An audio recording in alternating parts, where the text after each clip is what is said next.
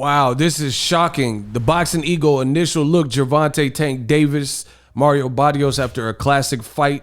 The war wounds has set in, and I'm going to show you what both fighters look like immediately following the fight in this initial look. What up, Fight World? It's your boy Ego, and I'm back with some more boxing. Now, this was a great fight. Mario Barrios, valiant effort, El Azteca versus Gervonta Tank Davis. You guys see a little bit of the action, shots like that, and you see Barrios flew back. Bam, like crazy stuff. Now, I debuted this on my live, and look, Tank's a killer. He started trying to go forward. Now, I debuted this on my live. Some people seen it already if you were on that live. I encourage you all to hit the like button. We're working, become part of this community. I drop boxing content, get your daily dose. This is your one-stop shop for all your boxing needs. Now, Tank, this little can hit. He can hit. Boom. This is a post-fight picture of Gervonta Tank Davis, Baltimore's own. His face post-fight versus Mario Barrios' face post-fight. Now, Tank Davis, he had a lot of celebrities in the building and people. You can see his face, that's a little close. You see his face is clean. But as far as Mario Barrios, like, at first glance, when I seen the photos and stuff, it looked like he was missing teeth, but I could see now he has a busted lip, and it was like covering, like, lapping over his teeth, so it gave it that appearance. And you see this cut, it looked like almost like stitches underneath his face. This is insane. Now, what makes this even crazier is that Gervonta Davis moved up from his last fight versus Leo Santa Cruz at 130, and he had moved up against a bigger Barrios at 140. And he did this. And if you look at both of those fights, they had very dramatic endings. And this is like the size differential. More proof that Gervonta Davis can truly crack. And people call him and consider him the new Mike Tyson, things like that. It's hard to say otherwise when he's moving up and he's carrying his power. And I really like Gervonta Davis training in Vegas. You see him right now pictured in the Mayweather gym. It looks like, to me, his team has gotten through to him and he's really starting to get it and realize his true potential. Like, you were making money. He's been making money for a while. I remember I was at Floyd Mayweather's daughter's 16th birthday party. So this is some years ago because she's older than that now and had a baby, right?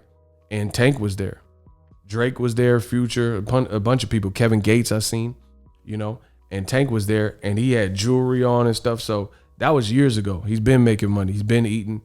But now Tank is really coming into his own, and his coach, Calvin Ford, and Mayweather team, Leonard Ellaby, they've gotten him to the point where it's like, I think he's really starting to get it that he could really be one of the future people that'll be here for a while and start eating on a different stratosphere, because he's been putting a lot of energy into his training and making the weights. And you notice he went off the grid for his last 2 training camps. Tank Davis, somebody, because before you look at some of Tank's previous fights, he might have been destroying people off of 60, 80%. You know what I mean? You have to ask him. But I remember he would have fight camps and stuff like that, and he would go on Instagram, IG Live, and do stuff like that and talk to the fans. You didn't really see that. You seen all business. So very impressive stuff by Tank. Again, you look at these pictures. He's not the biggest in terms of tallest or anything like that, but he got wicked power. He got wicked power. And there's a difference between, like, let's say a Ruslan Provodnikov and a Tank Davis. Ruslan Provodnikov has a lot of power too, but at the same time, he's considered more one-dimensional. Like, he's just like a plotting, come forward guy, right? Tank Davis is in a different category. Tank Davis knows how to get his power off, and he has that mean streak and aggression.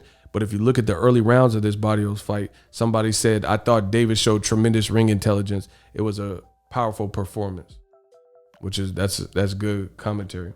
If you look at it, the man, Floyd Mayweather, kind of was in the ring and gave him some coaching, like, hey, the unofficial scorecards, some of the people have you down. Don't leave it in the judge's hands, you know?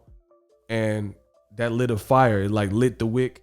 And Tank Davis, having few rounds left, he's like, man, I got to turn up. I got to turn it up a little bit. And he did just that, creating a knockdown shortly after. But to see these shots land and Tank carry his power up, it's shocking. I did a video about it, but CompuBox reporter said that Tank Davis is not elite. But what is this? What is this? You know what I mean? He's not elite, but he's moving up. Who else is moving up from 130 to 140 and producing this result, even with a guy who has a secondary belt? We know he came to fight. Mario Barrios absolutely came to fight. We know he has a great coach and great skills, and they had a great game plan, and they had great physical attributes. Some people I seen even hating, saying Barrios doesn't have power. That's not true. Look at his highlights. You know what I mean? And he dropped Akhmedov. So when I showed the picture online, people said, oh yeah, but his face looked just like that versus Akhmedov. Difference is Akhmedov is bigger than Tank, and Akhmedov was at the weight, and Akhmedov didn't get a stoppage. And Akhmedov also got dropped 2 times in the fight. I know because I was there. I was at that fight. And I was on the Errol Spence and Sean Porter card. Tank Davis moved up from 30 to 140 and had a better result and took less damage than Akhmedov. Like I said, I was there. So that's not even a good comparison. Errol Spence Porter card. That's not even a good comparison. It just shows you.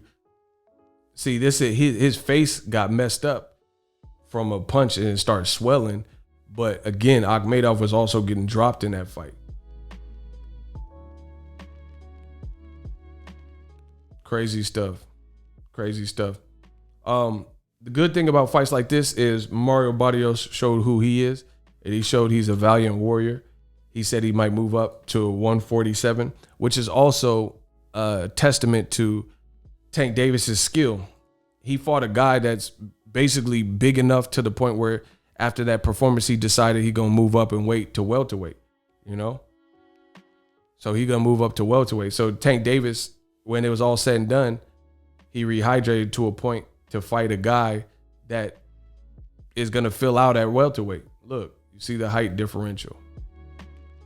Great fight. This is probably the fight of the year out of high profile fights. You know, they also have a lot of good fights, like the cruiserweight fight was crazy. But in terms of high profile fights, this got to be one of them. Tank is lit. You know, old media could say whatever they want.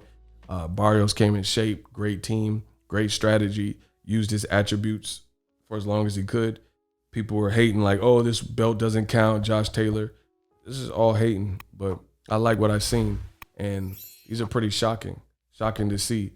Because you look at, like, let's say Canelo, he fought some bigger people recently. They didn't come to fight like Mario Barrios. At least that's what it looked like. You know, Caleb Smith was bigger, Rocky Fielding was bigger, but they also looked like their skill level they shouldn't even been in the ring. Man, just give credit where credit's due. Let me know how I did in this video. I encourage you guys all to like this video. Stay tuned for more. As always, hate, comment, and subscribe. Till next video.